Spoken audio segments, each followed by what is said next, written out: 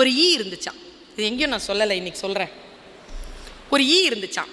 அந்த ஈயினுடைய மம்மி அந்த ஈ கிட்ட சொல்லிச்சான், நீ எங்கே வேணாலும் போ, இந்த பளபளன்னு ஒரு காகிதம் இருக்கும், அந்த காகிதத்தில் மேலே மட்டும் உட்காராத.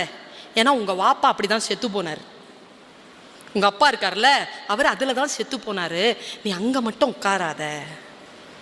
இது இப்படியே பயந்துக்கிட்டே இருந்துருச்சு. அந்த பளபளப்பு காகித பக்கத்தில் போவே இல்லை, அப்படியே இருந்திருக்குது. கொஞ்ச நாள் போக அம்மா போயிட்டு சேர்ந்துட்டாங்க. இதனுடைய ஃப்ரெண்ட்ஸ் இருக்காங்கல்ல, அவங்க எல்லாருமே அந்த பளபளப்பு காகிதத்தில் போய் உட்காரதும், அப்படி ஜால்ரா காட்டி அப்படி சால்ஜாப்பு பண்ணி அப்படி வர்றதுமா பயங்கர சாகசம் பண்ணுறாங்க. இந்த ஈ பார்க்குது. நம்மளை மட்டும் எங்கள் அம்மா சொல்லிட்டு செத்து போயிடுச்சு போவாதுன்னு. அவங்களுக்குலாம் அம்மா இல்லையா, அவங்க அம்மாலாம் சொல்லலையா, அவங்க மட்டும் விளையாடுறாங்க, நான் மட்டும் அங்கே போகக்கூடாது, எங்கள் அம்மா சொல்லிருச்சே. அது அப்படி இப்படி போய் அது வர்றது, அந்த ஃப்ரெண்ட்ஸ் வர்றது அவ்வளவு ஜாலி அதுக்கு.